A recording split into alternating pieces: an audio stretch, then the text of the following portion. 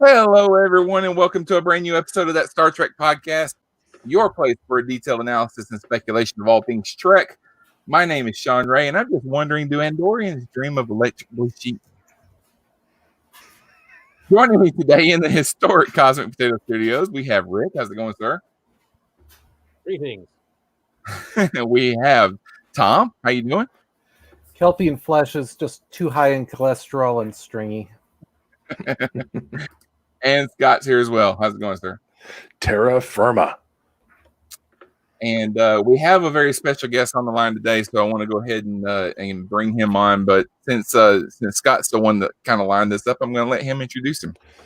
All right. Well, once again, for people who aren't aware, I did gain a bit of notoriety on this network a couple years ago for using my Twitter charm and guile to secure an interview with Deep Space Nine's very own Armin Shimmerman. And I have once again practiced my Twitter magic, and I was able to convince one of the performers from this season of Star Trek Discovery to join us on the show today. Most people will know him from the 2018 film A Bread Factory, where he starred in the title role as the Bread Factory. That's a lie. No, he was not the Bread Factory. He starred as Ted in A Bread Factory from 2018. I watched that about 3-4 days ago. I love that movie. Rick, you should watch it too. We're both theater people. You should find and watch A Bread Factory. And I'm looking forward to watching part 2.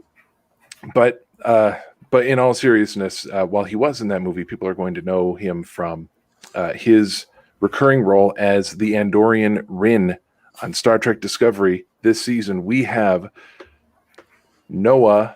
Am I saying her Averbach? Is that correct? Perfect. Noah Averbach Katz. Hi, you is guys. joining us today. Well, I don't have a snappy intro and I also wish that Armin Shimmerman were here as well. How about that? I am not in any way disappointed that it's you, sir. Honestly, I'm disappointed that Armin Shimmerman's not here. I mean, that would be really cool. Well, that interview is still up on the channel. It was about 2 years ago, so September of. But I want to talk to him. I want to have a conversation. You guys can all go. Me and Armin are going to talk for a little bit. Well, I still have his phone number on my cell phone. There you go. Okay. Scott was the only one that was able to talk to him. He only wanted to talk to one person. He wouldn't let us gang up on him like this. he's probably smart. I'm not smart enough to think about that. So yeah, Armin's much smarter than I am. He wrote a book, so like, you know, who am I? Well, you are one of the most visible Star Trek actors on Twitter, at least as far as I can see. You have been doing, as far as I can tell, you have been essentially doing interviews from the time you wake up until the time you go to sleep for the last month. You have been everywhere online. You know what? I have been wanting someone to just listen to me talk about Star Trek my entire life, and now people are asking me to do that. There is no way I'm going to say no to that, you know? Then this is the podcast network for you. Would you like a permanent seat? Yeah, you know, well, here's the thing. It's really important that you guys just listen to me and don't question, you know, don't push back about anything I say. You just have to sit there and listen. So I can't be a part of the group. I just have to come in, give my spiel, have you guys nod approvingly, and then I'm beamed out. That's sort of my whole deal. Now you've always been a Star Trek fan, right? Oh yes, you know, it's been in my house. You know, a lot of people ask me like, "Oh, what was your first Star Trek memory?" And I think it was just being born. I was just in the house, and there's Star Trek everywhere. You know, we kind of grew up on Voyager and Enterprise, and then conventions, and then here we are. You know, it's sort of has been, at no point has Star Trek not been a relevant factor in my life. Now, we need to be careful. This is sounding dangerously close to an episode of my podcast. Where I sit down with individuals, and we have a long form interview style conversation about their history with the franchise and their Trek fandom. Everyone on here has been involved. Sean was the original host of the show, and then I took over. Rick was, I think, the first episode of the show. He was the subject of the interview. My first episode, when I took over, I interviewed Sean, and then my premiere of this current season of the podcast, I interviewed my brother, who is right next to you on the screen.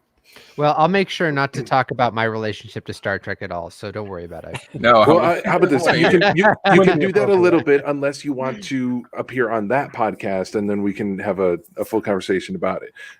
Don't answer now. I don't want to put you on the spot in front of a live audience. So just think about it. Okay, Sean, stop me talking. well, I wanted to ask you about, because I look at your IMDb credits. You don't have a ton of like you haven't been on screen for a very long time. I mean, you're still young, obviously, but Star Trek Discovery is like a big show. Oh, So yes. how were you able to work that out? That's a great question. Yeah. I graduated from graduate school about 5 years ago. I've been doing a lot of theater regionally and in New York. So I've been lucky for the film and TV that I've got to do, and been lucky to do all the theater that I've got to do as well. The way that it came about was interesting because maybe I think it was at the first filming of After Trek, which they were doing in Toronto. I was up in Toronto. I think it was actually right around the premiere of the first episode, and people were shooting. So I was at set watching them shoot, and then everybody got in a van and drove over to a production studio where they were filming sort of a remote version of After Trek before people started flying to New York to do it live. And I was sort of sitting there just like fully kind of in geek shock. I couldn't believe it. I had been on the ship. I had seen the sets. I had touched the costumes. It was just like I couldn't believe what was going on. And I was sitting next to a producer at the time, Akiva Goldsmith, and I was just sort of like showing anybody who was near me photos of me in costume from 2001 or whatever. And most people were like, "Oh yeah, that's cool, mister. You need to go now." So I showed Akiva, thinking he'd be like, "That's cool," and pat me on the head. And Akiva whipped out his phone and started showing me pictures of him in costume from the 80s. And so we were just like back and forth, and this, and how cool is this? And he was like, "Oh, we have to get you as like an extra on the show." And I was like, "Oh my God, yeah, I'll do anything. I'll pretend to like be the wall and just stand there. It doesn't matter." And we talked through After Trek, and then there was like sort of an after party dinner thing, and we were talking there, and Alex was sitting sort of like listening to conversation. Alex Kurtzman was like listening to the conversation, just sort of like enjoying two Trekkies just like sort of hyper nerd out with each other. And I was sitting there, and somebody who worked at CBS All Access was came up and was like, I know you from somewhere. And I was like, "Well, you've seen my IMDb. You probably don't." And they were like, "No, I do. Because, the one thing that you have on there is that you were in an episode of The Good Fight, which is a CBS All Access show. And I saw you on that. Like, you were great. You had like a little guest star in that." And I was like, "Oh, that's awesome." And so Alex kind of heard that, was like, "Oh, you're not just a Star Trek super fan. You're also like kind of a real actor. You've been on CBS All Access before this show even came out." I was like, "Yeah, totally." So he kind of took note of that. And I auditioned at one point for Spock, which was ironically like code named Tom the Andorian, which I find very fitting in its own weird way.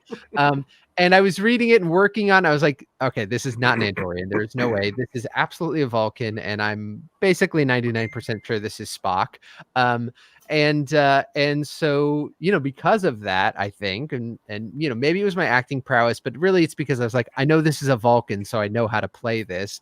I sent in a tape, and they really liked it, and thank God they cast Ethan Peck, who does such an incredible job, because I was like sweating bullets that I wasn't going to be Andorian enough. I can't imagine what I would have felt if I was worried if I was Spock enough. That would have just like I would have just be dead.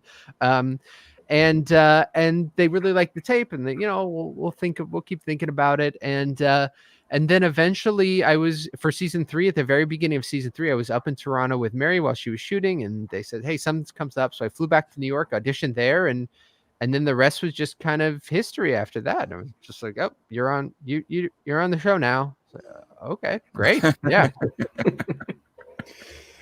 So basically, the waking dream of everyone on this podcast and most lifelong Trek fans. Gotcha. Yes, but that's such an interesting thing. I feel like there really is something about Trek fans where part of the experience is imagining being on the ship, and not being Mhm. in a different way where it's like, oh, I imagine being the hero, or I imagine like being the one with the gun who saves the day. You know what I mean? I feel like for Trek fans, it's like, I imagine being the second in command in engineering. I imagine like being at some sort of op station that nobody will ever see. And it's just such an interesting relationship to like being a fan. That I feel like part of what is so much fun about what I've gotten to do is sort of like straddling these like the fan Trek world is like it's such a part of the fandom to imagine what it is to be what it's like to be on the show that that to get to do it and say, yeah, it is as good as you imagined is kind of like this amazing gift that I give back to Trekdom. Yeah, I think it's also like it's a big dream of Trekkies to get to go see how the sausage is made. Yes. You get to see the actual sets. I know Rick visited a fan made set a while back, and that's It was amazing. something I would. Yeah, You something know, I would- one of like my one of my biggest fears was like, what if this sucks? I'd been on the sets and I like, I gotten to know everybody and I've been around a ton. Obviously, like any time that they're going to let me on the set, I'm going to go. But I was like, what if I just like have a miserable time and this sucks, and it wasn't the case. You know what I mean? I sort of actually had a better time than I could have possibly imagined. And part of that was, getting to be in that world and touch the stuff and lay on the beds and wear the costumes. And another part was really getting to from a firsthand experience, like understand how passionate and how excited everybody is who works on the show and who's making the show. And I think that is like such an amazing experience to really see everybody just give it everything they have to make it the best possible show that they can, to invest so much of their time and energy and thought into it. It really was a gratifying experience to get to like walk these sets where, they're in basically this giant hangar. And there's times when I'll be walking the halls of the kind of hull of Discovery and I'll get lost. I it's just like so big and so full. And just to like have it live up to those expectations are just it's a once in a lifetime opportunity. Once in many lifetime. It's just incredible. Is getting into the makeup? There's tons of stories about the grueling being in the makeup trailer at 4:30. Does it ever get old, or are you still just totally into it?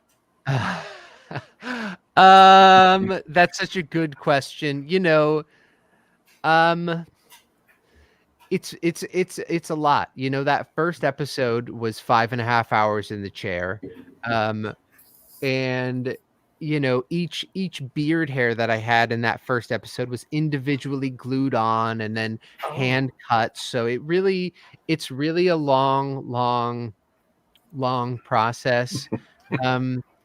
And it's difficult, it's a challenge throughout the day to like really stay focused, to stay clear headed. It really does feel like you're being devoured by like a Cthulhu like squid monster slowly. And your brain is like, we're going to turn off because we don't want you to feel what's happening to you. But then you get a look in the mirror and you're just like, holy smokes, what is happening? This is amazing. And it just really picks you back up. So, I my experience was every second I got to be working on Star Trek was a good second, even if it was challenging. the first episode that you were in had a lot of action scenes in it. Is it hard to do those action? Is it harder to do the action scenes in the makeup than it would be otherwise? God. Oh yeah. So basically my first day of shooting was the last sort of scene I was in that episode. I was laying on the med bay bed with my eyes closed. Easy peasy. Well, relatively. So the second day they drove us out to Hamilton, Canada. They brought us to this like incredible steel factory that was like, it already looked like it was a set. And they basically said, okay, here's like 35 extras. I need you to run up this giant hill of like crumbling gravel, then run down, and then don't get hit by this explosion, and then stay here, and then there's going to be another explosion. You can't get hit by it because if the explosion gets on your face, it'll melt the mask to your face. So just don't get hit by these explosions. And so then they put the contacts in. So then it's also like, it sort of is like somebody is like squirted water in your eyes. So everything's really blurry. You know, my head is like 2 sizes as big. So I'm sort of leaning and falling to one side. One of the craziest things, one of the most difficult things is there's no ears. You know, there's no ears. Yeah. There's tiny little holes. So you can't hear anything. So if somebody's like, oh no, the explosion, watch out, I'm just gonna like keep trucking, you know, because I don't know what's going on. So a lot of that escape sequence in episode 306, there's very little acting going on. It's very much like, look, like if you go the wrong way, you're going to absolutely eat it. You're going to like completely, you know, you're going to blow up. So You will permanently become an Andorian because that mask ain't coming off. I'll be like some weird two-face Andorian where like half of my face is normal, the other half is all screwed up. So it was, I mean, it was so much fun because it took so little sort of like manual imagination to be like, all right, I have to imagine this is what's happening. It was just like we're in it, and then getting to work with David, and he's, you know, sort of rallying all these extras behind him, and everyone is just so invested, and the explosions are going off, and we're outside. It was just it was such a wild way to start off my Star Trek experience, but I was so thankful and having so much fun. Yeah, it was great. Yeah, am I remembering right that you had to convince Mary to take the job? No. I didn't have to convince her to take the job, mainly because she's I mean, at her heart she is, but she was a theater actress. Mm-hmm. And so the convincing was, you know, if you do this job, we can afford to get married. So it was like, we're good to go. You know, it was great. You know, she was going from working at a very reputable New York theater in a very high profile role, like doing awesome stuff, but, you know, barely making rent, to, you know, having a paying job in a different way. So it was sort of a no-brainer, and it was such a huge like leap forward in her career. She had never been a series regular before. You know, she'd maybe gotten close one time before. So it was a no-brainer. What I did have to convince her of was when she did a slate, which is essentially like a full body shot to like audition for the show. She came in like wearing this sort of like loose flowery dress, looking beautiful, but like very loose, and her hair was down. And I was like,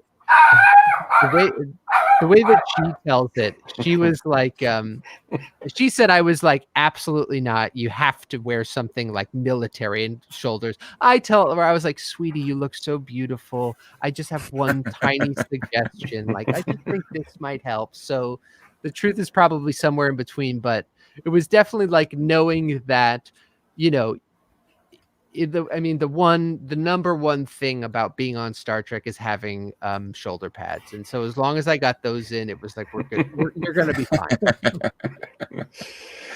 Now, I had been. I just now remembered that I had written a list of questions that I wanted to touch on. I was going to ask about you know, the experience of being on the set and being a part of the franchise, and what was similar to your expectations versus what was very different from your expectations. And that spun out of us talking about how a lot of Star Trek fans want to experience being in the universe, being part of it, even if you're not center stage. I'll be the attendant in Waste Extraction, the guy with the little towel, you know, the towel that's shiny on one side and not on the other side, because that's how you know it's from the future. The guy that just stands there with that ready for you. And that would be fine. That would be good enough for me. But to take it in a different direction, something else that had occurred to me, I had been thinking about the character of Rin that you portrayed. And the more I thought about it, while I enjoyed the character, and you can tell just from the performance that there is, even if we never see it on screen, there's more to that character in the background. There's more to how he got there and what brought him there. And to see a character like that that is obviously not just a cutout to be used as a plot device, but an actual character. And I started to ask myself, is the fact that this character is Andorian, how much of that is tied in with the story, or was there discussion of Rin perhaps being a different race? Like, for example, I don't think that we've seen Cardassians on Discovery in any of the seasons. So was there discussion of a different race being used for that character? I think early on, it's so tied in with the Emerald Chain that I think I showed up, they gave me the script, they said, sit in the chair, we're putting something on your face. And I was like, I'm not here to argue with you guys. Do you know what I mean? I think early on there may have been discussions about him being an Orion, to kind of line up with the sort of Andorian Orion syndicate, which is the chain. But I ultimately think that they landed on an Andorian to kind of give it a little bit more contrast to the sort of head of the Emerald Chain in Osira. I think like with Cardassians and stuff, I think there was at one point also in 306, there was a lot more having to do. I think the Bajoran might have originally been a Cardassian, and there was maybe even more sort of like of a deeper sort of like, how are we going to escape? The Cardassian does this and then that happens, and it was just like I was reading, I was like, oh, I'm not really following this. So I think they kind of simplified it, and for everybody's sake, I think ultimately they probably decided, we have these Orions in Tolor and Osira, and I think it'd be nice to kind of give some contrast, something else. And I also think of all the sort of iconic species, races that you have in Star Trek, there are a few that are as sort of iconically Star Trek as Andorians that there is so little canon about. So I think there was something that's very freeing for the writers to say, like, we're going to write this guy and we'll see what happens. And, we're not, just like in general in this sort of future timeline, we're not as tied to the sort of intricacies of previous canon because we're so far forward. I think it sort of extends to this character because there's so little canon, especially, there's obviously there's all the very important Enterprise canon, but then there's a huge gap between then and, Voyager or Deep Space Nine. So I think it's a fun way to sort of step into a very recognizable Star Trek thing while still feeling like you have a lot of creative license and freedom. Mm-hmm. I'll admit, I was expecting you to not survive your first episode. I was very pleased that they kept the character around. Me too. We'll see what happens.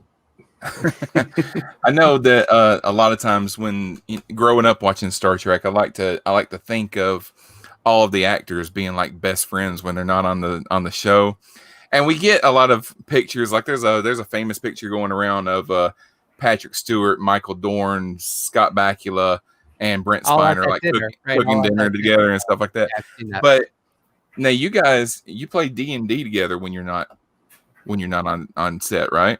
Yes, we do. We do. It's amazing when a cast of anything gets along, because generally you're taking essentially, random actors with random experiences, different expectations of what is expected both from an actor on set, from the TV show, from, you just have a completely different set of things you're bringing to this show. And it's amazing what a great and special group of people this is. There's nobody who you're sort of like, oh my God, here they go again, which is rare in any workplace. You know what I mean? And ultimately, Star Trek is a workplace, and so to have such a good group of people working together is just sort of unbelievable in my experience. And, a ton of the cast was at Mary and I's wedding. It really does feel like you have a connection with these people. You see them so much. So yeah, we've just in general, it's been amazing to see how great everybody is and how special everybody is and the different things that people bring to the table. And then the extension of that, the natural extension of that, is all playing D&D together on the weekend, which has been great, mainly because I love D&D and I now am convincing other people to love it. Anthony's Yeah. Anthony is like such a pure nerd. There's nothing that is too nerdy for Anthony, and nothing he won't like analytically be like, where do I fit in this nerddom? So he's like so into it now, which has been amazing. And it's just a great thing to be able to get to do during COVID times, when that sort of sense of community, which is so nice that you get during the cast, where we all hang out or, go out for drinks or have a game night at somebody's house. We can't do that now because of COVID protocols and all that stuff. So it's a great place for the cast to get together, to tell new stories, to make new memories together while we're apart. So it's been really, really a lot of fun, and such a also amazing sort of like response from both the D&D and the Star Trek community and the places that crosses over. It's been really, really fun. And as a massive D&D dork, and like sort of totally into the sort of actual play popular stuff, getting responses from people who I've been watching thousands of hours of their live streams or whatever. It's been really, really fun for me. I can just imagine having that many absolutely A-list actors role playing must be amazing. It is. One of the big things, Blue had played a little bit more than they sort of like to admit. So they knew what they were doing. And Mary had played, a tiny bit. Anthony had played a little bit. I don't think Ian had, maybe, just a tiny bit. And Emily had never played before. And I feel like one of the things that is so difficult for new players is like getting them to like really role play, and have conversations with each other. So often as the DM, you're like, okay, like that's what you want to do. How would your character say that? And immediately, like right off the bat, it was like everyone had a character voice, everyone had a personality, everyone was doing it. I was like, oh my God, like I need to like be a better DM because all this baseline stuff is totally taken care of. They're like, can you catch up, Noah? Can we get some more like complicated characters to interact with? Because like we have like all this emotional depth and complexity, and I'm like, welcome to the tavern, Here's my novel of the backstory of this character I wrote Exactly. I think as actors, it's a really fun medium because especially when you're working on a show that's serialized, that you're playing the same character over and over and over. So often you have the experience of, this character better than anybody else. Nobody knows more about Stamets than Anthony, hands down, no matter what. And so often you have a new writer come in who, for good or for bad or for informed or uninformed reasons, write something, and you as the actor think, they would never say that. They would never do that. I'm tearing my hair out, And in this, you get to really drive. You get to do what the character would do in a totally different way that feels very empowering and freeing and gratifying as an actor who is so often sort of at the whims of somebody, on the other side of the country. This sounds like a pilot that needs to be made. Is for the off season when production is down. Just go ahead and film your sessions and. Well, we're hoping to do some sort of charity one-shot thing. So stay tuned. Stay tuned for that. Oh, outstanding! That'd be cool. Yeah, wonderful. Yeah. And you can see how bad we are at D&D, and they'll be like, why is everybody so excited? I don't know what they're doing. Next Gen had their poker games. Maybe Yes. Discovery needs to have their D&D scenes. You know what? I mean, that would take the show to a whole next level for me. I think I think I would have to get like a full back tattoo of Discovery at that point. Well, sitting in the Star Trek with two 20-sided die like Yeah, well, that's really suddenly all the decisions are made. Like, well, let's see how we approach this situation. Okay, there we go. I know I was saying something and I lost it. Is it. Yes, I remember. Star Trek has shown us for decades now that apparently all pop culture and media and the arts, music, film, entertainment, all that stopped at around early mid 21st century because they're still listening to Bizet and Brahms and Berlioz in the 24th century. And gosh, what did they have in Discovery? They had like Al Green or David Bowie or something. As David well. Bowie, yeah. Yeah. So you're totally right. Although, I'm still waiting to hear Anthony and/or Wilson sing some Andorian opera. I think that's almost happened like 4 or 5 times. So we'll finally get some new culture at some point. I remember the only non real world modern Earth content that I can clearly remember is we've heard some Klingon opera here and there. We have the Klingon opera on TNG and DS9, and try as I might, I cannot find any albums of like actual Klingon opera that people have done. I mentioned on a previous episode that there is such a thing as a Klingon opera, that it was written and it's been performed. It was on a very small scale. The name of the opera, if I'm not mistaken, was and that's not even a joke. The title it's a U with accents before and after. So that's the Klingon title, but it's an actual opera that was written and performed. I want a recording of some actual Klingon opera. What do they listen to? I want to be able to listen to that. But other than Klingon opera, the only thing I can really think of, with a few minor exceptions, is excuse me, we heard the Alva Rock, which is one piece of music from the Tellarians when Chad Allen was on TNG. He was listening to that very loud in the captain's quarters. Yes. And that's about it. Everything else is what we consider now to be classical music, and it's still around. So if they're listening to that, then I will buy that 32nd Century Federation has a D&D book.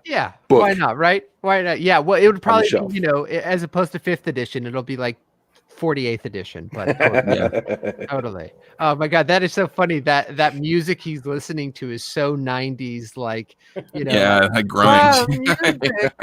Right. So funny. Computer, turn off that damn noise. Yeah. What would damn noise sound like? Yeah.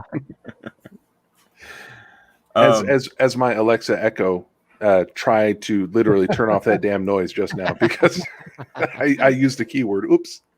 So you went to Juilliard at the same time that Mary went, right? And yes, and so not just Mary Wiseman, but Mary Chiefo was also in our I was going to ask you if she was there at the same time that you were. We were all in the same exact class. So it's been so fun to kind of get to go through this whole experience with her, and with a friend, so we can kind of look at each other and be like, what is this? How did we wind up here?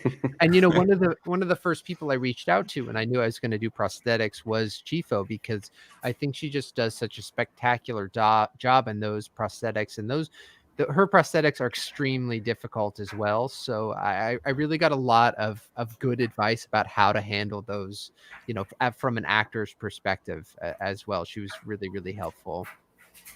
Do you rub it in that Mary's got it easy compared to what you have to go through when you're going in for a day of shooting? Once she really saw like what I had to do, I think I didn't have to rub it in. She was just so thankful she didn't have to do that. Because it really is a torture thing. It really is hard, and not everybody can do that. It's extremely claustrophobic. It's extremely physically taxing. It's not for everyone. And so when somebody like Doug Jones or David Tomlinson or Chiefo or Ken Mitchell can actually do it, it does feel like, I was at a party with David, like an after party, and David came up to me, who plays Linus, and he was like, "So you're one of us?" And I was like, "Well, what do you mean?" He's like, "Well, people, like normal people, can't do that. You know, normal people are like, get me out of here. This is hell. I hate this. And so you are not normal. And I looked over at him and I looked at Doug Jones and I was like, yep, nope, none of these people are normal. So I must have been really well. Did you find that your theater background helped you get Not at all. Not at No. all. There is nothing I have done that prepared me both for the physical experience. The only thing that can prepare you is like some sort of military training. You know, there's that story of Jim Carrey who like he worked with police investigators to like practice withstanding torture techniques, which when you hear it, you're like, oh my God, like that's so Hollywood, that's so celebrity, whatever. And then when you're doing it, you're like, that makes total sense. You know, because you do have to sort of actively maintain an inner peace and inner calm, or you're going to rip this thing that's glued on to your face right off, you know? So there was nothing that prepared me, not just for the experience, the physical experience of putting that prosthetic on, but also for how to act in it.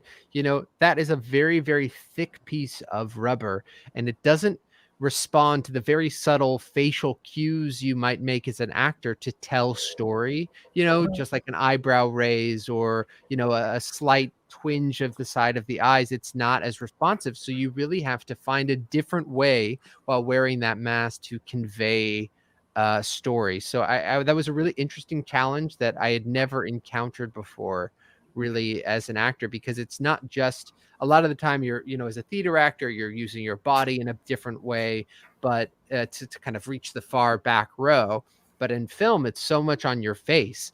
And when your face is restricted in that way, you really, really have to be deliberate about what you're doing in order to just make sure you're telling the story. And it just doesn't feel like this guy is trapped in this mask. Yeah. I remember hearing the stories about that, about Jim Carrey while doing The Grinch. I was listening to a podcast last night while I was at work that was talking about that, where they brought in a Marine instructor to get him through the discomfort of not just the prosthetics, but also the contact lenses that he wore. Yeah. And part of that story was at the end of the first day one of filming, where it took 8 hours to get him into the prosthetics. And by the time shooting was done, he went to his trailer, he put his foot through the wall and quit the production.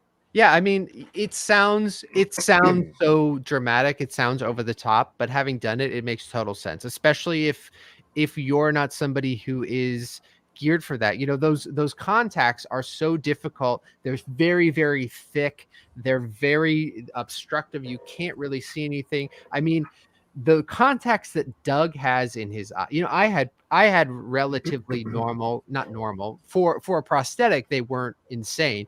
Doug, you can literally see there's almost a 1/4 inch raised off of his eye, and that blue around the circle and that small pupil, that blue is just painted on. He can't see through that. So he's got a pinpoint of vision that he's trying to track. And I had a similar thing where it's like, you know, those pupils don't dilate. So it's a sort of periphery of my vision is completely obscured. And when we were actually shooting 306, the sort of outdoor stuff was all the running and the explosion stuff was outdoor, but for the actual like sorting place, that was all in an inside, very, very enclosed set. And you had these sort of fireballs and this sort of gas exploding all the time to kind of give it that personality. And I was in there for so long that the contacts started to adhere to my eyes. And my eyes were going completely bloodshot, and they had to kind of like call in the head. There's sort of like different levels of the contact people, and my contact people were amazing. They did such an incredible job. But she was looking at me. She was like, "We need to call in kind of the head, and she needs to make a kind of call of whether or not you can wear these." She came in. She looked at me for 2 seconds. She's like, "We need to get those out of your eyes immediately because they're going to stick to your eyeballs if we don't take them out." So for some of the farther scenes in that, they had to CGI the blue onto my eye, because just being in that small room with whatever gases were being sort of put out in the air from the explosions was either affecting the contacts or drying my eyes out so much that they were just they were going to get attached at some point. And then you wonder, well, if you could do CGI there, Yeah, we'd have pushed it. The thing is like from far away, it's just that little tracking. But really, what I found was that these eyes are really so important. Even though there's a contact, even though the pupils aren't dilating, the eyes are the way that I was able to sort of tell the story. It's Mhm. really tracking where my eyes are moving in order to make sure what he's kind of thinking and feeling and worried about. So there were times where I was like, we got to keep these in, because if they look a little, they're already very, very Artificial. exactly, and to kind of take that to the next level, I was just so worried that we'd really lose it. So we really were, they were really good about being kind of tactical about when they're in, when they're out. And that was the worst it ever got. So, other than some dust spraying in there, it was all good. Well, that's one of the stories that I've heard LeVar Burton tell before, is the fact that he spent 7 years having to wear that banana clip over his eyes, Yeah. and you can't act with your eyes when you're wearing something over your eyes the whole time. So Yeah. when they started making the films, he's like, "Yeah, I'll be glad to come back and play Geordi, but we got to do something about the visor. I don't want to wear that thing anymore." Yeah, it's just really difficult as the actor, because you're limited in all these ways. And I think at some point it's a really good challenge. And obviously LeVar just does such an incredible job, because he's so good, because when you're watching it, you're never thinking, I can't see this guy's eyes. Mhm. You're never thinking, I wonder what Geordi is thinking here. I wonder what his emotional state is. That's really just a testament to how good of an actor LeVar is, that you're never ever thinking, where's he looking, what's he thinking. It's really, really difficult, because especially in TV, it's right up on your face so much, and your eyes are hugely important in telling that story. You don't realize how important and how effective eyebrows can be at telling a story until you watch LeVar Burton. Yeah. For 7 years on TNG, telling so much of the story with just his brows and whatever position they're in. And it sounds like a joke, but it's 100% legitimate, because so many times I have noted what's happening right above the visor to know what Geordi is thinking in a scene. Not that I've watched TNG, how many dozens of times. Just a little bit. What was that, Tom? We recorded every episode in syndication and watched the tapes over and over again. Of course we didn't. No. The tapes, they weren't bleeding through from multiple retapes or anything. No, of course not. Oh yes. I had all of the TOS on. You could put the tape to long play, so you could get 5 episodes on one tape. Oh yeah. The fact that all this stuff is available on streaming now, like, completely changed all of our lives. We had to go through. I know. It opens up a lot of shelf space when you don't have to carry around a few dozen videotapes. And if you're there while the show is airing and you can pause the machine during the commercials, you can get 6 episodes onto that tape. Yeah. Now let me ask you a question, and I apologize for not being prepared, but I'm the only one that didn't get to know you were coming tonight. So all right, you get a pass. You get a pass. I don't remember who directed your episodes, but have you met Frakes? And if so, were you able to not fanboy at him? The answer is yes and no. So Jonathan directed 308, which is great. And when I sort of saw that on the front of the script, directed by Jonathan Frakes, I sort of just had to lay down for an hour. I was actually, one of the things that was so funny, I was so glad that I was wearing prosthetics when I was interacting with him, especially at the beginning, because he couldn't really see me just sort of do he couldn't see me blush. He couldn't see me just be hi, because I had this whole other face on. He's the best, man. He just is really, really the best. He's an amazing director. He's an amazing leader on that set. He really is having so much fun. He's so happy to be there. He's so happy to get to be a part of sort of new Trek. I think, he really feels like he's a part of the family, and obviously he is. And for me, it was just sort of, when you're sort of thinking like, man, I wonder what this experience is going to be like for me. I hope it's good. When Jonathan Frakes directs one of the episodes that you get to be in, when you get to work with him really closely, those scenes with me and Emily and Grudge, it's just the three of us, and it's just unreal. It's just unreal to feel like a dream could come true in that way, or a circle is completed in that way. It was just amazing, and to also just get to meet him and sort of it's like they say, don't meet your heroes, but when somebody lives up to those expectations, which are sky high, it just is a really, really special and lucky thing that I got to experience. So is Grudge really the diva we hear? I mean, I don't know. David seems to get along with this goddamn cat like and I mean, I did not have that experience at all. I was like, look, it's a cat, Yeah. I'm not trying to like be too hard on the cat.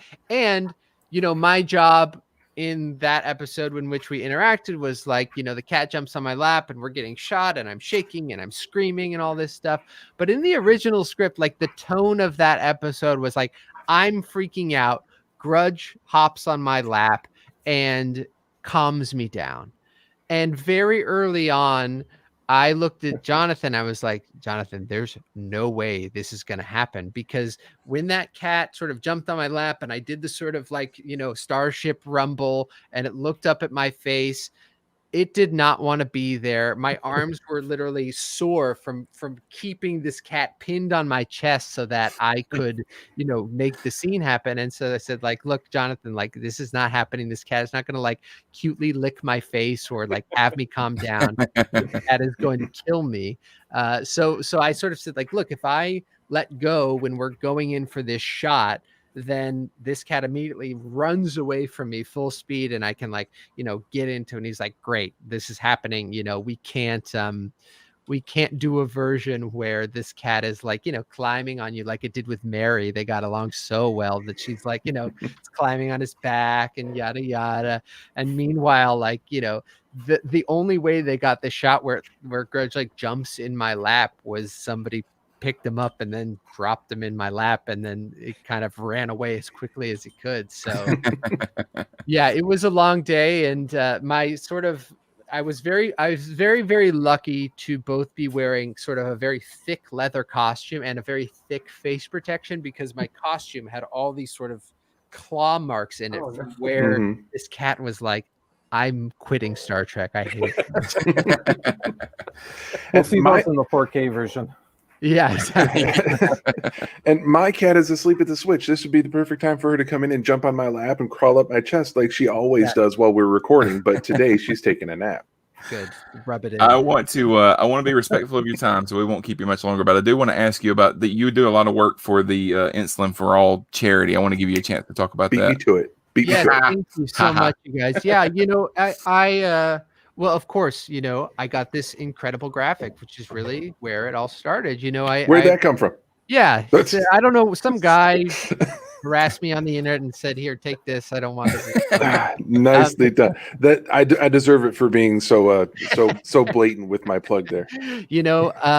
But really, I really have you to thank for this whole thing, because I've been involved in the general community, following on Twitter, following on Instagram, just sort of keeping up with it, and sort of trying to find a way into leveraging this tiny little corner of Trekdom to further my personal interests, just like any good actor should and would.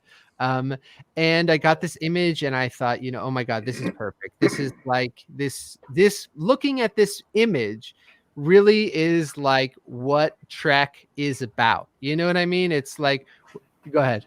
I should just interject for people who have no idea what we're talking about. Recently, between arranging this interview and recording this podcast, while I was DMing with Noah on Twitter, I sent him, and initially it was just as a thank you, because I knew this was a cause that you supported, because I'd seen it on your Twitter feed. So I designed. I have a template for Starfleet comm badges that I have made. Many different divisions that don't actually exist. The social media division, the caffeine division, the theater division, the symphonic division. And I made that a year-long project where I made about 60 different divisions. And I decided to make another one. I made the hashtag Insulin for All division with the ribbon that I found online for the cause, which is a blue and gray with a blood drop on it. And I made a comm badge with that symbol in it, and I sent it to Noah just as a thank you for agreeing to be on the show. And after sending it to him, he decided to put that in a Twitter post that he put out for a fundraising cause. Now everyone's caught up. Now they know what image we're talking about. Sorry to interrupt. Take it away. Yes, no, thank you. Yes, I was, who knows what I'm talking about. Yeah, I reached out to the people at Insulin for All, which is a group that I really, really respect for a ton of reasons. And I was just like, hey, I have this thing. I bet they were probably totally weirded out. Like, I have this thing. I'm going to try and use it. Like, where's the best place to direct people to help, And so they gave me this kind of rolling campaign fundraiser that they have. And it's a great organization because for a lot of reasons. I think especially here in the States, in the past 10 years, the price of insulin has increased about 250%, even though the formula has relatively stayed the same, so that's a manufactured pricing crisis, which is affecting a lot of people, both type 1 diabetics like myself, but also people who need insulin, who are type 2 diabetics, who have gestational diabetes, all the other types who are insulin dependent or who use insulin as part of their treatment plan. And that level of expense has led people to rationing insulin, which is extremely dangerous and unhealthy and unnecessary because there is plenty of insulin out there, or making decisions like, do I buy groceries or do I buy my insulin, which I don't think is a decision anybody should have to make. And one of the reasons I love this organization is they're able to, they've sort of created chapters in the United States. So 37 different states have chapters, and those chapters can sort of represent advocacy and legislation, because so much of this will be, oh yes, there it is, perfect. God, it looks good. Legislation is really a huge part of this,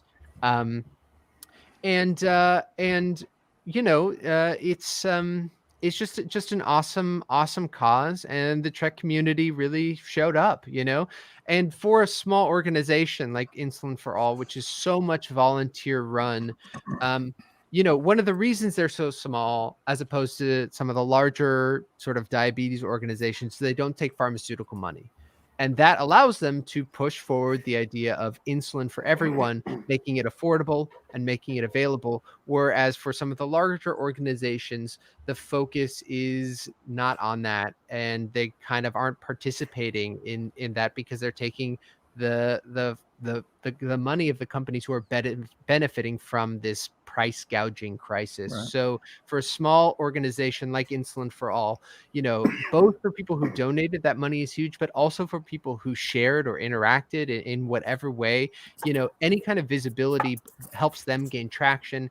It helps allow them to reach, it helps them reach more people so that they can inform and educate. And it also helps people get involved. And it also helps people who need it find places to get help, because a lot of people need help right now. So, it all started with that image right there. And so I'm deeply appreciative of that, and deeply appreciative of the Star Trek community who absolutely showed up to help out, and I think are making, in our own little tiny corner of this, this stuff is making a huge difference. So I just feel deeply honored and gratified and validated in my Star Trek fandom and participation. Well, as I'm sure that my brother there on the screen can attest, and our father, both of whom have, let's just say, an interest in that particular cause, you're doing the prophet's work. And we all appreciate it. I appreciate that. And I think that anytime one small subset of the disability community takes a little step forward, it helps the disability community as a whole. So, even if you're not affected by diabetes in any way, shape, or form, just know that this is not just about type 1 diabetics. It's not even really just about, diabetes or insulin. It's about moving the conversation forward, moving the advocacy, moving legislation forward for the disability community as a whole. Yeah. Awesome. Do you have any other projects that you're working on that are coming up other than Discovery? I know you can't give away if you're even in season 4 or not.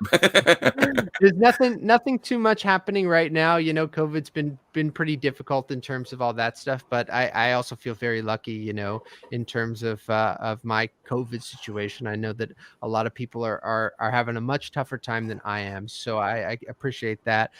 Just keep an eye out on my Twitter for fun stuff, and also keep an eye out. I'm hoping that this charity D&D one shot can really pick up some steam for who knows what cause it'll be for at that point. But I think it'll be a lot of fun, and hopefully we can raise some money, so keep an eye out for that in the new year and kind of beyond. That'll probably be the next big endeavor which I undertake. Okay. All right, great. Well, Noah, the hell out of it. So before we take off, there was one parting question that I wanted to use to close out the interview portion. I've seen all over the internet, especially on YouTube, these are very popular, to see videos where people will have, for example, 10 things you didn't know about XYZ.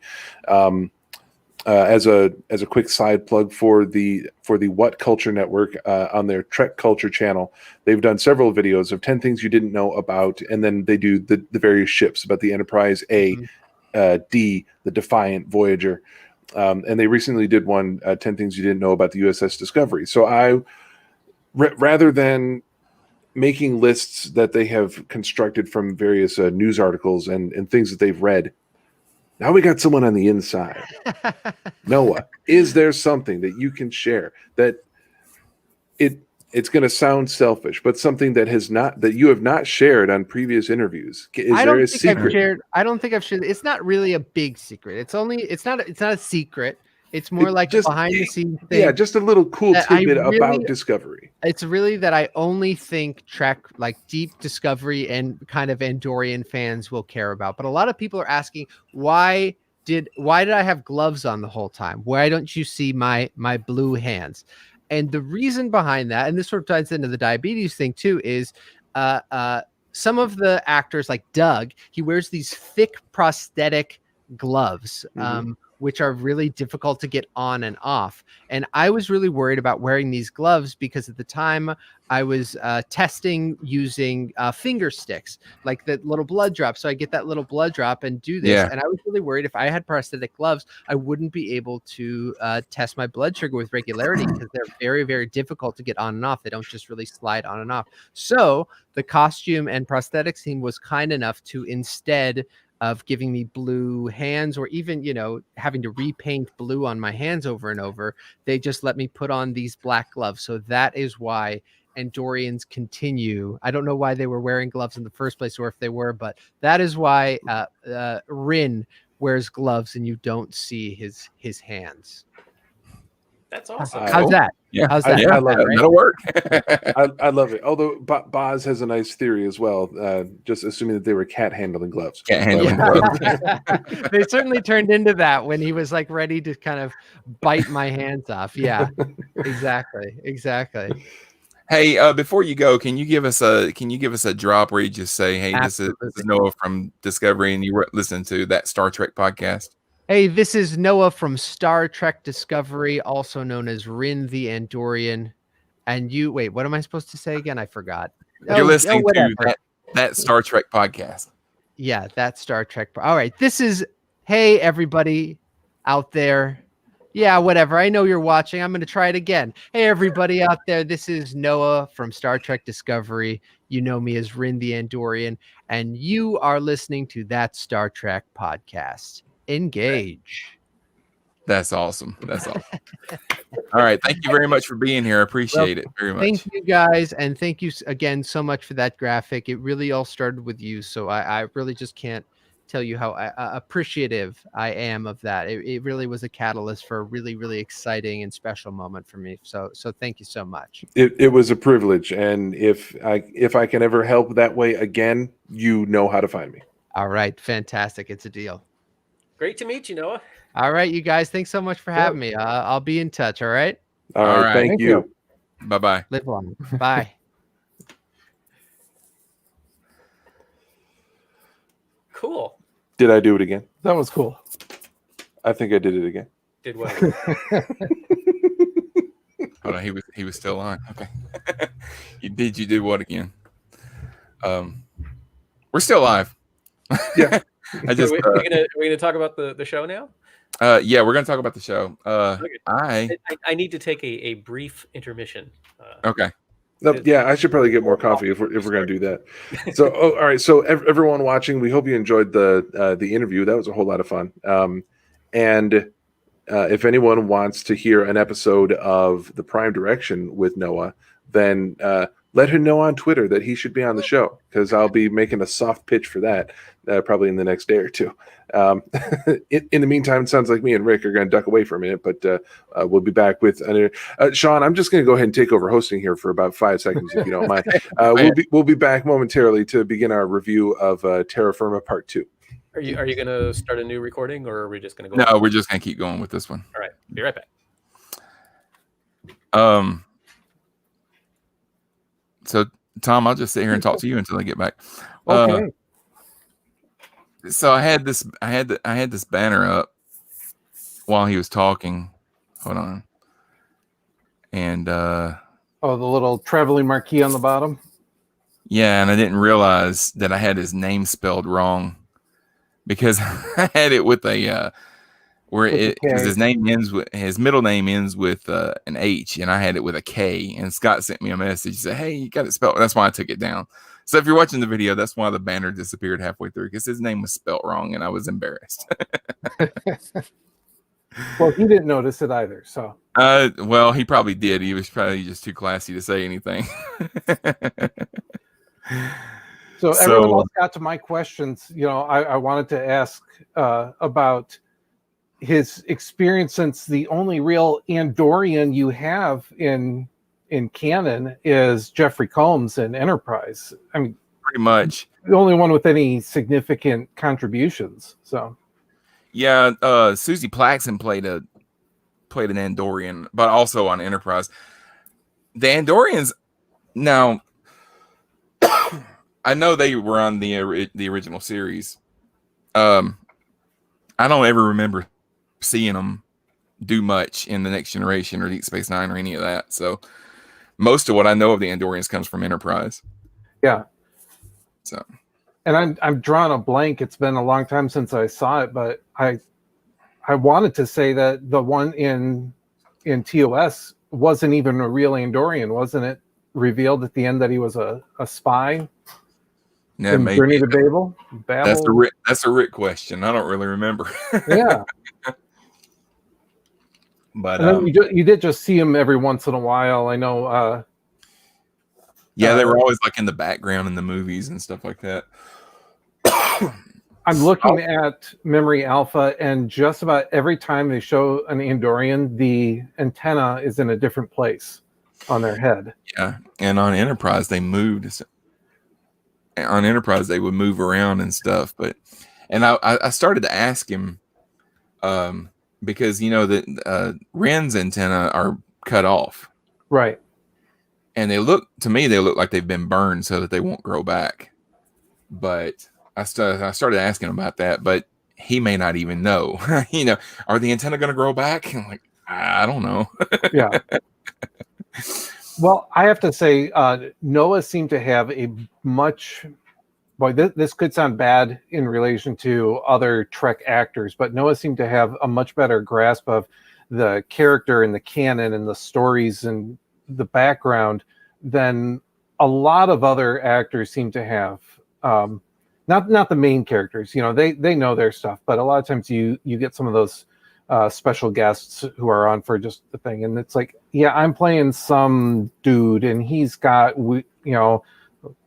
weird thing on his nose or his ears. Yeah, he's a Star Trek fan that became a Star Trek actor instead of just being an actor that became a Star Trek actor and doesn't know anything about Star Trek. So yeah, that's pretty cool. You talking about Noah or somebody else? Noah, yeah, Noah. we're still Noah. Yeah. I just said he had a good grasp of the canon and the story, and the better than you see quite often. Yeah. Well, it's like when I first started talking to Susie Plaxon, and she's like, "Yeah, I don't like any of this stuff. I just was in it." It's a paycheck. And she was in it a lot. I mean, she played like 3 or 4 pretty major characters. You know, the funny thing is, though, she wasn't in it a lot. She was in like 5 episodes across 3 series, or 2 series. She was Kalar twice. Mm-hmm. And Dr. Solar. So she was in 3 Star Trek TNG episodes. Then she was in 1 Enterprise episode and 1 Voyager episode. So yeah, 5 episodes total. Yeah. It felt like she was in a lot more. But we learned pretty quickly that, Star Trek lore meant nothing to her other than, she and her brother sort of watched some TOS when they were kids. And when she first landed the role of Dr. Solar, the first thing she did was call her brother and squee at him that she was playing a Vulcan. But, her brother was way more into Star Trek than she ever was. I got to add, she was also the female Q.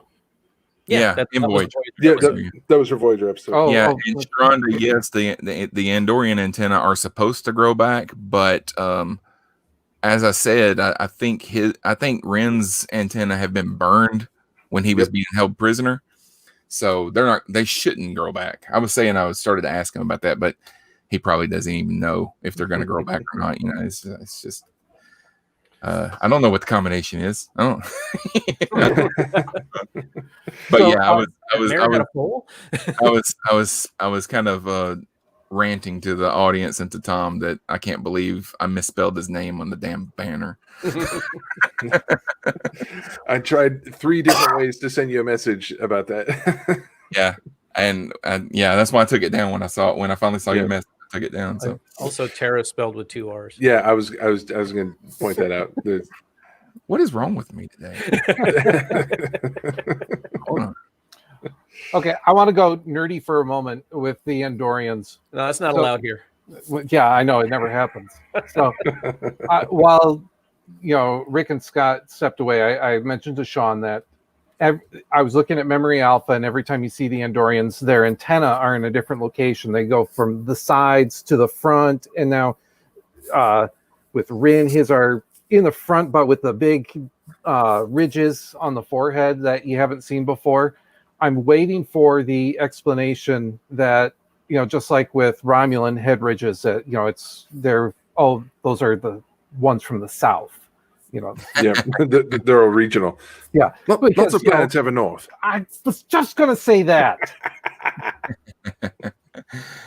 All right, we're gonna talk about Terra Firma Part 2, maybe a little more abbreviated than usual since we had a guest on the show. But today we are reviewing Terra Firma Part 2, which was written by Bo Young Kim, Erica Lapolte, and Alan B. McElroy, directed by Chloe Dumont. Georgiou uncovers the true depths of the plot against her, leading her to a revelation about how deeply her time on the USS Discovery truly changed her.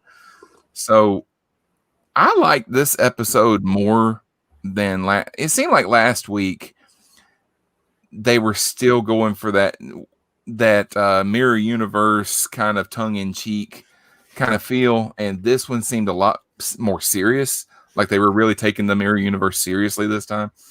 Michelle Yeoh didn't have as many of the little one-liners and quips that she usually does and stuff, and they were really trying to grow her character in her last episode, just like they did with only kind of her last episode.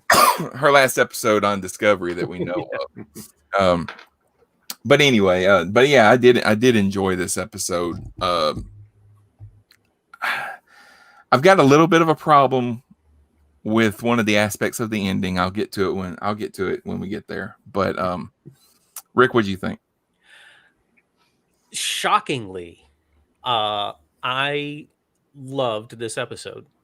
There was not rewatching it, there was not a thing I didn't like about it.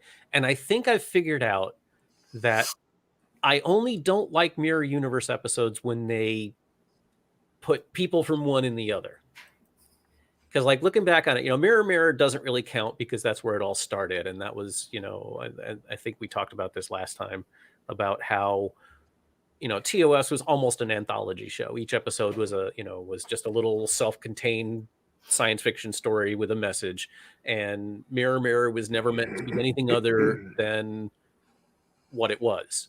There was no thought that went into its backstory. There was no plan for it to go forward. It was just that, that little, episode. And then DS9 just really got stupid with it, in my opinion. And when I rewatch DS9, I almost invariably skip the Mirror Universe episodes because they just piss me off.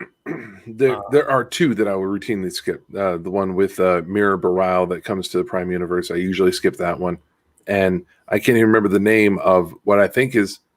Yeah, it's the last Mirror episode of the series in season 7 because Mirror Vic Fontaine was a bit too much for me. I love the character of Vic Fontaine, and I love James Darren playing him, but Mirror Vic, no, I will skip you. And I've railed against the Mirror Universe stuff long enough. I don't need to rehash that right now, but I really like through In a Mirror Darkly 1 and 2 because there is no attempt to, we're from this universe, we're trying to fit into that one. It's all in the Mirror Universe, and it's tons of fun. And I think that's what I've liked about Terra Firma 1 and 2 is it hasn't been an attempt for one group to try to pretend to be the other. Now, granted, we're seeing Georgiou realizing that she no longer really fits in either one. Whatever. But I just really enjoyed this, and I loved watching Sonequa Martin Green just go absolutely batshit crazy with her character. Because as was pointed out last week, and it didn't dawn on me until somebody on Facebook pointed it out, that was the first time we ever saw Mirror Burnham. Because in the first time we went there in season 1, Mirror Burnham was already dead. So we saw our Burnham trying to pretend to be Mirror Burnham, but this was the first time we saw her for real, and I really enjoyed watching this. And I'm sorry, I am the Guardian of Forever. I squeed. That was just freaking awesome. Tom, what about you? Yeah, not my favorite episode of the season. Just it seemed to be more of the same with the Mirror Universe, and but you had some good points. I like the the intrigue and the drawing a blank with my brain. The conspiracy within a conspiracy. The plotting with Michael there. And it wasn't until I saw a story that I really looked at the episode again and made the connection that someone said that this was Discovery's version of the Christmas Carol. So, yeah, you can kind of see that. So I thought it was a really good way of also fixing, and I know you guys have been talking about it for a while, on how in the world are they going to get Georgiou back to in time for a Section 31 series. And I thought this was a pretty interesting way of doing it. So yeah, I'm not sure that I know of anyone who would have had Guardian of Forever on their on their guest list for how are we going to get Georgiou back to prime 23rd century. Yeah. Well, I mean, when we were speculating how she could get back, it crossed my mind, Guardian of Forever. But in my mind, Guardian of Forever is something that's on a planet, and that planet is off limits. Yeah, I wasn't even thinking about the fact that the Guardian can move around, go wherever they want. I don't know. Well, I think we know practically nothing about it. So there was supposed originally in the original script there was supposed to be more of them. There's supposed to be Guardians like throughout, and you know, I don't know, but that was in the original script. That was in Harlan Ellison's original, which we didn't really see what Harlan Ellison wanted to put on there. And I've been seeing people online on Twitter complaining about how Harlan Ellison would be hurling lawsuits left and right if he were still alive today after what they did with Guardian Forever. Da, da, da, da. People are not paying attention to their history if they think that TOS was really what Harlan wanted and now they're messing with it. No, they messed with that from the beginning. Harlan was never happy with with what happened with that episode. But Terra Firma Part 2, I enjoyed it. It was fine. You know, the Mirror Universe is always a lot of fun because everyone gets to have just an absolute ball playing a darker version of their characters. The big fight scene near the end, I liked it. I thought it was impressive. I could have done with the camera holding still a little bit more because personally, I think it should be a prosecutable crime to have Michelle Yeoh in a fight scene on screen and not hold the camera still so you can see what she's doing. So, great fight scene, but too much shaky cam. And you robbed me of my chance to see Michelle Yeoh kick some serious hiney in that episode. So, but you know, I'll get over it. It's fine. I'll be okay. What I wish we could have had beyond a steady camera is, as we're focusing on the story of the coup in the Mirror Universe, I found myself wishing, and Rick, you wouldn't have liked this, I found myself wishing that there was some way that we could have a POV character who was not native to the Mirror Universe. Because while we could still follow what was happening, I think it would have been a little easier to really follow with the timeline of what was happening if we had someone that needed it spelled out for them a little bit more. Maybe even if it was just, you know, Carl, invisible. Take the quantum leap role of Al. Let Carl be Giorgio's hologram and pestering her, asking her questions, just to give us a better perspective into the Mirror Universe. There's probably no convenient and efficient way of doing that in the episode as it was made, but I was feeling just a little bit adrift in this universe that we aren't terribly familiar with. We're just watching the Terran Empire do its thing without a whole lot of context around it. But again, not the biggest deal in the world. Still didn't take away from the enjoyment of the episode.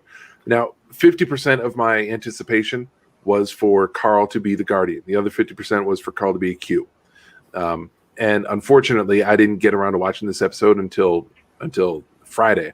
So yes. I made the mistake of opening Twitter, and I saw someone put up a tweet that said, I figured this would be an appropriate picture to post today, and it's a picture of him inside a replica of the Guardian. I said, oh, so I guess I know who Carl is. So that kind of took it away a little bit, but the voiceover helped. Lorian yesterday, so.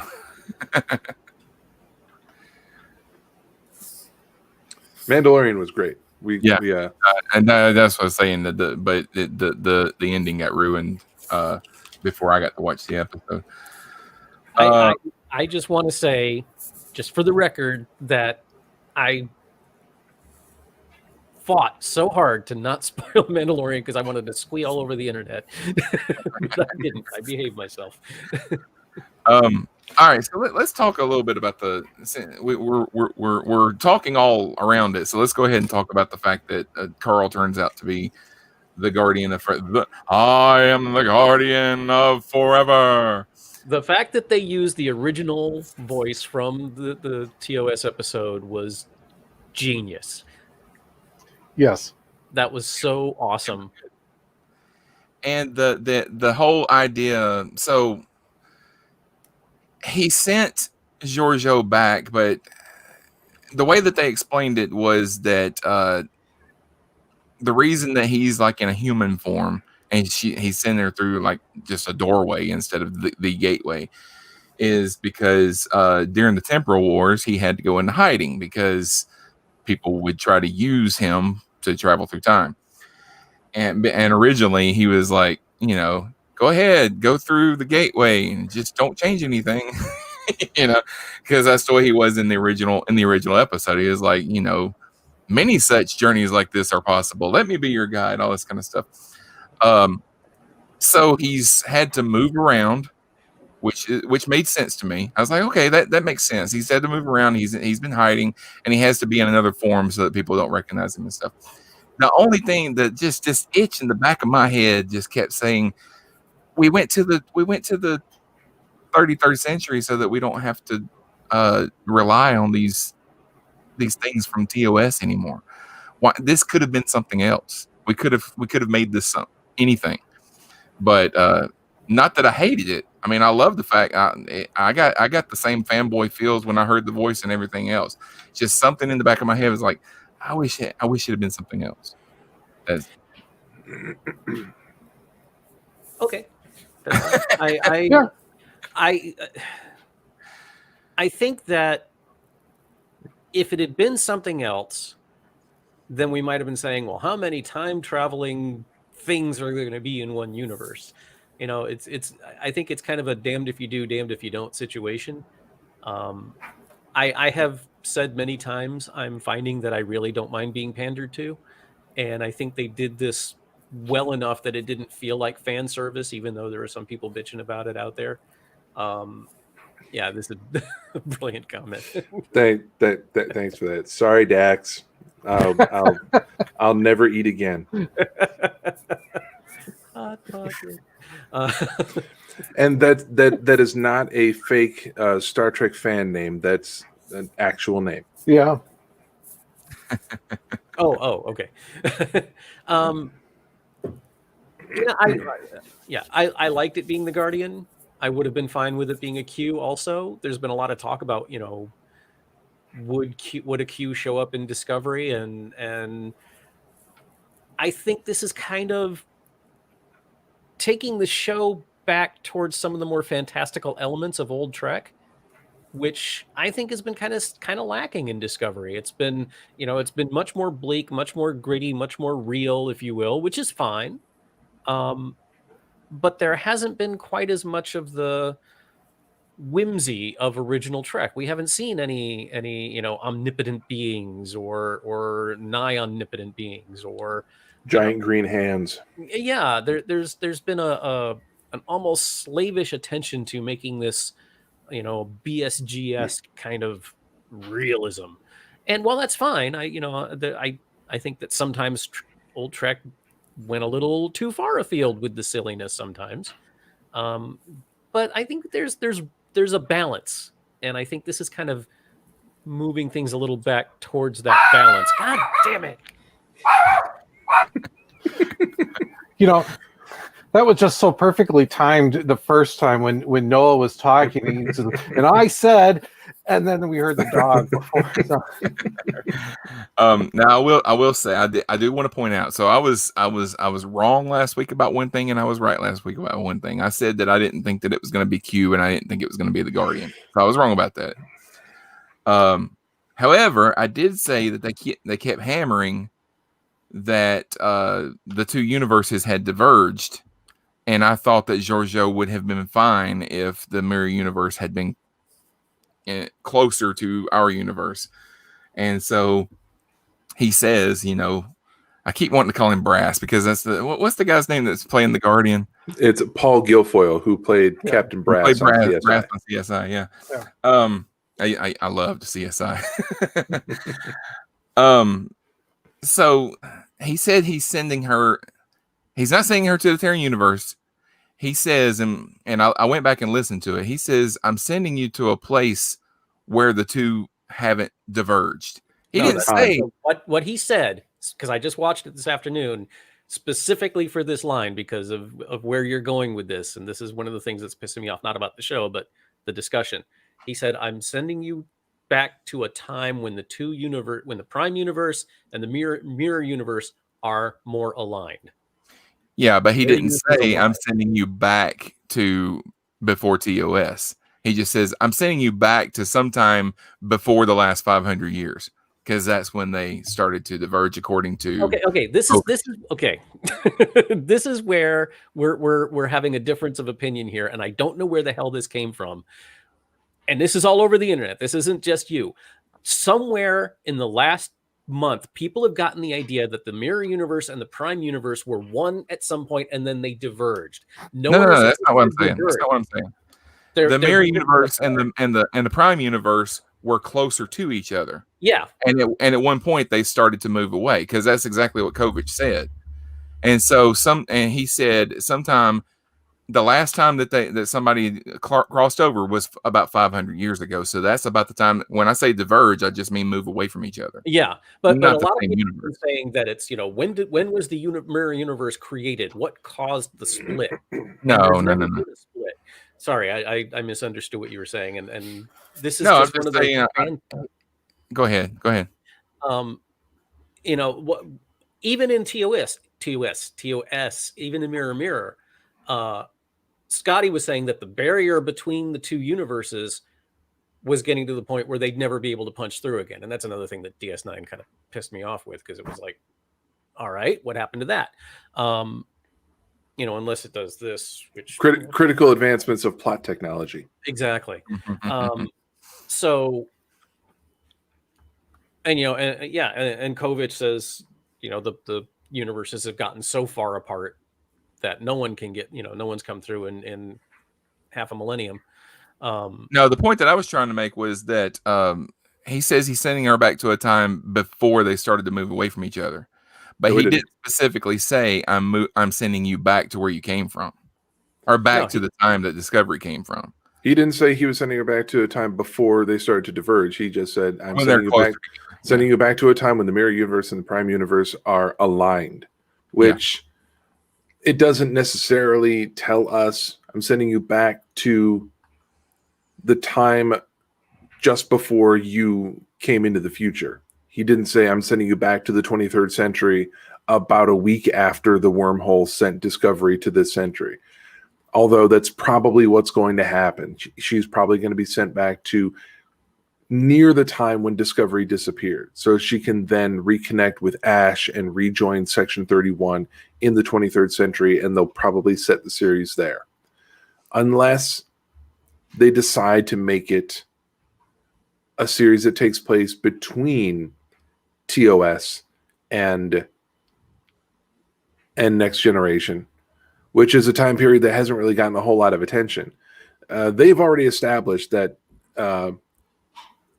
if you set aside the rampant rates of combat-related death for Klingons can live for rather a long time, longer than humans. We've seen some pretty old Klingons around.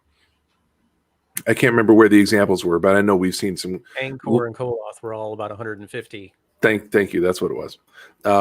So we know that Klingons can last a while, which means that Ash can still be around, even if this Section 31 series takes place after the timeline of TOS, which they could even go a totally different direction, and maybe 23rd century Section 31 is what started the temporal wars. If they find some time travel technology, then Section 31 spin-off show can take place in different time periods as they jump around throughout the season, and then that spreads the technology around, and that's what starts temporal wars. And it also gives them an opportunity and an excuse to give everyone the 70s leisure suit costumes from the motion picture, get them in the maroon monsters for other episodes, just all the different Star Trek uniforms, just wear them all.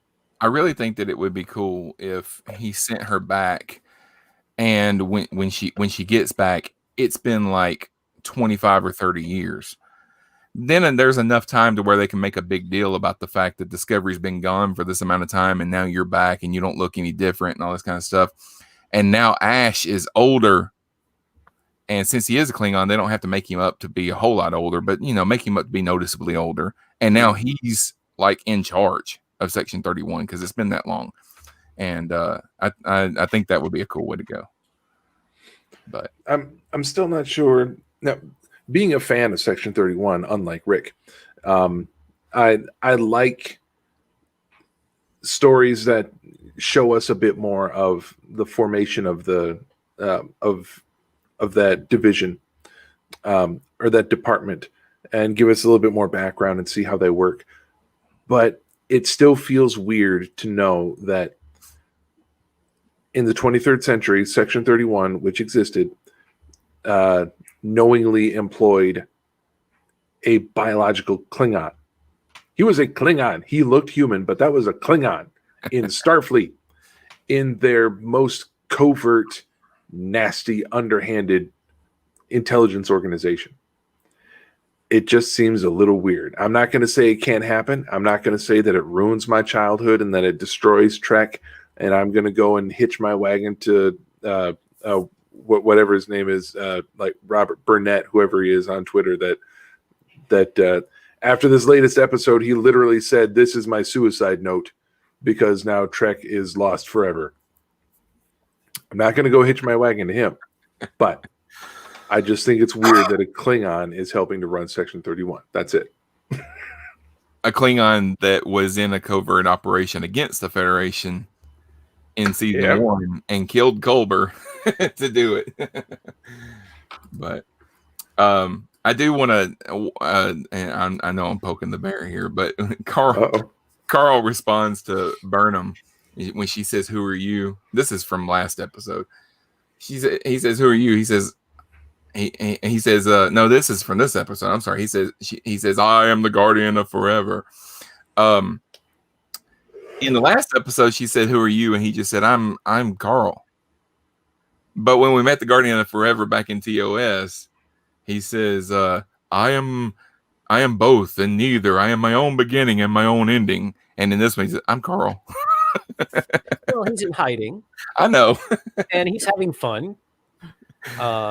He apparently learned how to loosen up a little bit in the last 1,000 years.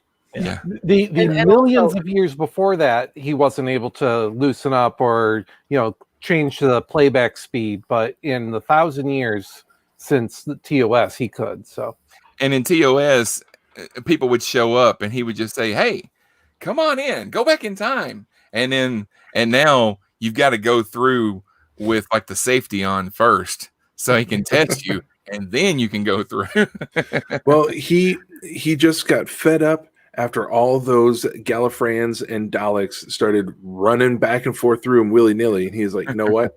Enough of this. You guys, you get your own universe out of this franchise because you and your Time War can go."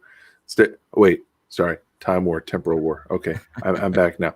But we do know that in the last 900 years, the Guardian of Forever did finally get a chance to watch Stargate and said, "Hey, that whirling vortex of water effect instead of a slideshow of different time periods, I like that better. I'm going to use that." Yeah, that was a cool effect. I like that. Then you get the receding whirlpool effect instead of just different images.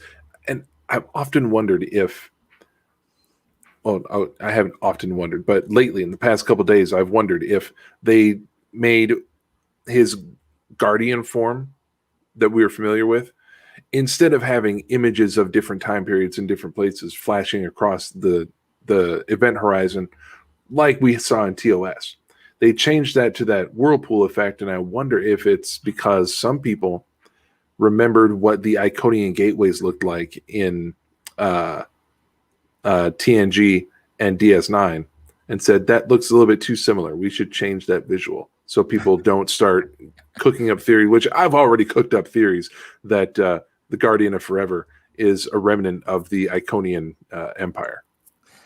I wanted to see when Giorgio went through and the whole thing just disappeared. When she was about to go through, I was like, "Please do that little skip jump that Kirk and Spock did when they went through." I want to see that. The blinking lights in the donut. Yeah. Right. Well, he didn't talk after that came up. Well, true. I think maybe a good well, my headcanon for it, which I hadn't really thought of until you just mentioned it, for why the effect was different from what we'd seen in the past, is that nobody that was there was looking to go anywhere on their own. This was the Guardian sending her somewhere, as opposed to, this is your history, pick a spot. Because, you know, when Kirk and Spock were there, the Guardian was playing Earth history. Mhm. And in the TAS episode, I think they were showing Vulcan history when Spock had to go back to fix whatever happened. I forgot about that. That's yesteryear, right? Yeah. There's a granted, novel. The Peter David, canonicity of that is iffy, but Yeah. a lot of the aspects of yesteryear have made it to. Yeah, I thought that one actually was not as iffy, that particular it's- episode. the- Getting you into know, nerd weeds there, but Yeah, the It's been canonicity, used a lot. you know, if we accept everything in TAS as canon, then there's a 50-foot Spock out there somewhere. You know? Yeah. So you got to kind of. there's a novel that Peter David wrote called Imzadi. It's really good. yeah. Yeah. I read. And in that book, they use the Guardian, and Riker asks the Guardian, "Show me the history of the Enterprise." And the Guardian starts going back and showing him the invention of fire, like any part of history that led up to the Enterprise, you know. And he had to sit there and watch it. This was like older Riker and about to go through and try and change something that happened during the series or whatever. Yeah, at that point in history, I believe it was Commodore Data was Yeah. in charge of the facility that was studying the Guardian of Forever. Mhm. It's that book that's a really good book, and he wrote a sequel to that as well. Mhm. Yeah. Well, if you're going to talk books, there was two of them, I think,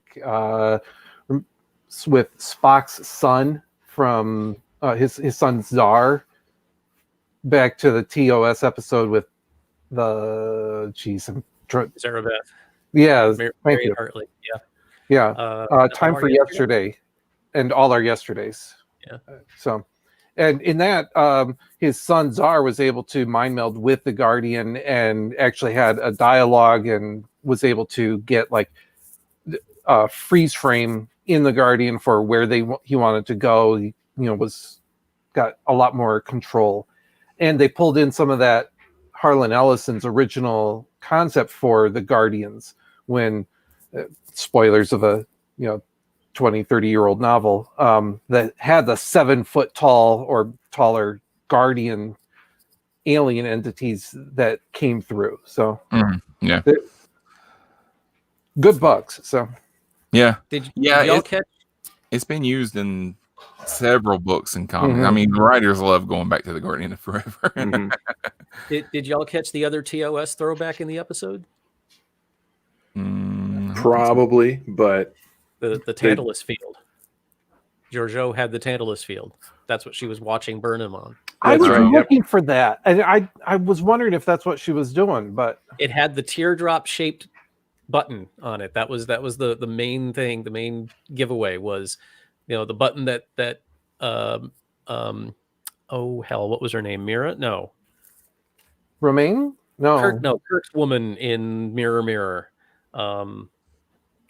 I can't remember her name now, but Yeah, I can't remember the character's name either, but his the captain's consort in Mirror Mirror. yeah, when she was killing off the security people in the fight in sickbay. Mhm. It had that inverted teardrop shaped fire button, Yeah, and that thing was on the screen in Giorgio's quarters. the Yeah. giveaway for me was when Killy said you can kill her with the push of a button, Yep. and then the camera angle switches and you see the monitor that Giorgio is watching, and I said, "Oh my goodness, I think that's Tantalus field. I wonder if they're going to call it by no, okay." Did you guys notice that Commander Arium was back in this episode? Yep. Mhm. Mirror Yeah, she- Arium. Mirror Arium is not a cyborg.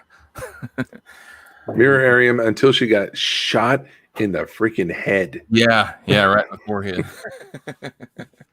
You don't see that much on Star Trek, but whoa. Oh, you do on Discovery. There's a lot. I mean, the deaths are a lot more violent on Discovery than what I remember. Well, I yeah. say that, and then you got that episode of TNG where the dude's head explodes. That's Well, apparently they weren't violent enough for Ollie because he was complaining that when Giorgio stabbed Michael, it looked fake. So that was a pretty. Yeah, I'm gonna give Ollie that one because the CG on that sword going through, that was not their best work. It looked fake because that was it was a shaky bit of digital effects work on that.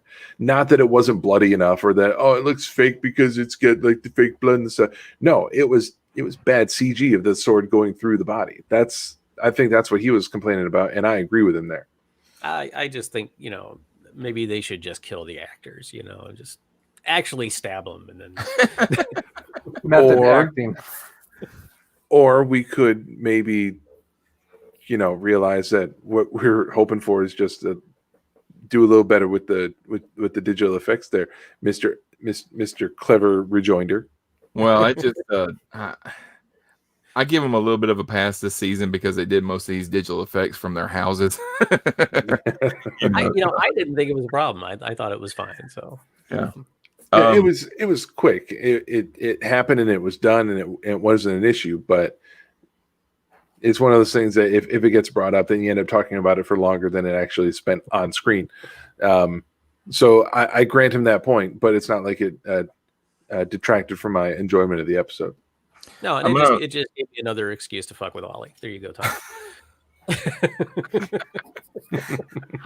At 1 hour and 41 minutes. Okay. I do want to, before I wrap things up, I want to talk a little bit about the B plot. Because we get this conversation between Vance and Saru. Vance kind of chastises Saru for not giving him all the information about the Kelpian ship earlier, and Saru's is like, I didn't want to bother you while you were dealing with the Emerald Chain, and Vance is like, no, that's bullcrap, And I know that a lot of people are thinking that Vance is going to turn out to be like a Badmiral or whatever. I don't think he is. I think he was intentionally written to give that vibe, just to keep everybody on edge. I think he's a good guy. I think he's a pretty decent. I think he's a good admiral for the position that he's in, trying to keep everything together. And then Book went and read the manual like Saru told him to, and figured out that the ship could cut out through all that interference that they used the magic box that he has in his ship, and he hooks it up, and of course Reno came back, just magically appeared, and she's like, "What are you doing? Why are you hooking that up? You're draining all my power." So setting up for next week that they're going to go to that nebula where the signal was coming from that Kelpian ship, and we'll find out a little bit more about the burn, I guess. The bit with the licorice, I really enjoyed. You can't have food in here. This isn't food. Candy. And then her response is candy. It's basically an accessory. That was funny. And then Book comes in again, having read all the books to learn how to do stuff, and he brings his Amazon Echo in and sets it on the counter and fixes the thing. And then without missing a beat, turns you can't have food in here. Yeah. No, she stopped. She put it down at that point. So. I think with Admiral Vance, I agree. I don't think he's a bad guy, but I really still think that there's another shoe waiting to drop, because every time someone from Discovery goes, "We're Starfleet. This is Starfleet. This is what Starfleet's about," it really feels like, kind of like in Demolition Man, where you don't understand the shells. Everybody at Starfleet is going, "Don't tell them." Yeah, the natives to that century, anytime they come across the crew of the Discovery, they're all uneasy because it's a Starfleet ship. And so many of the people in the 32nd century have grown to think of Starfleet and the Federation as the bad guys. And we've heard the word Vidrash dropped a couple times. I agree. I think we're probably going to end the season with some type of indicator that the Federation is not what it used to be. It's not the Federation that we've known for so long. It's changed. The Federation is now kind of the bad guys. And now Discovery is going to have to fix the Federation. I think they're going to introduce that notion at the end of the season, so we know going into season 4, the main story arc is going to be well, now we fixed the Federation. I think if that happens, I'm going to be a little perturbed because the sphere data, the sphere data knows everything except that. Well, no, And it doesn't. couldn't tell them that little bit of information. Oh, by the way, the Federation has done some pretty awful crap in the last few. Well, no, the sphere data doesn't. The sphere data doesn't know anything about the intervening 1,000 years that it. Oh Didn't yeah, get it from the does. It's caught up. They said that in the last episode. It's caught up. That's why I knew where the Guardian was. Yeah. Well, yes and no. the sphere data has everything that it gathered in its lifetime up until the 23rd century when Discovery found it, and it has supplemented all of its knowledge with the Federation databanks. And the Federation databanks aren't necessarily going to include all the nasty stuff that they've done. So it has all the data that it collected on its own, plus what Starfleet told it since it arrived in the 32nd century. But the Federation databanks didn't know where the Guardian was. It was hiding. Well, no, the sphere data extrapolated. Yes. That was it. The sphere data did not say, oh, you can find the Guardian here. It said, well, from everything that I can see, all indicators point to a solution on this planet. Didn't know what the solution was, but just said, this is the best I can come up with is my in my estimation, this is where you go to fix the problem. And that's all it knew. And that's just from putting all the pieces together. There's no part of me that thinks that the sphere data, or we should start calling it Zara now, I think. No part of me is thrown off by Zara not knowing that the Federation is bad. Or they just haven't asked the right question yet. or perhaps that's it. But I think the way that they have logicked the story and the way they've built it with the writing, I think that they have fairly effectively closed all the necessary logic loops to explain why Zara would not know these important things. All right, we're pushing 2 hours, so let me close things out. Tom, thank you for being here. Thank you. Scott, Sean, thank you for being here. oh well, thank you. Rick, thank you for being here. Well, thank you. I just before we go away, I just want to say a bit of appreciation for Battle Saru, shooting from the hip and throwing people in the ceilings and stuff. I really enjoyed that bit. Mhm. I like the smirk that Adira gave to Stamets when Reno was giving him crap. It's like Reno was like, no, there's no way that he can say thank you. It's not physically possible. All right. I do want to remind you, if you're watching this live, which a couple of people are, I want to remind you that tonight on the Facebook channel, we're going to be having our Cosmic Potato holiday party, and we're going to be watching the Star Wars holiday special. I should have invited Noah. I'm sorry. The original one from the 70s. So come and watch that.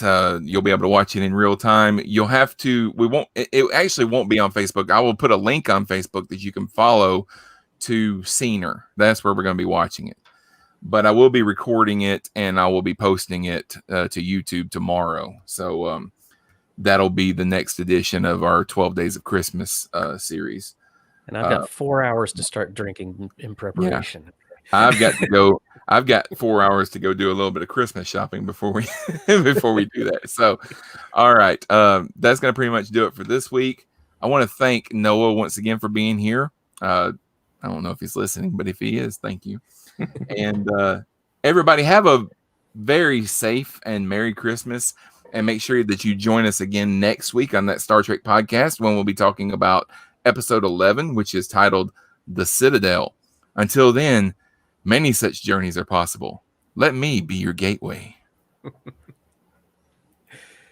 A question.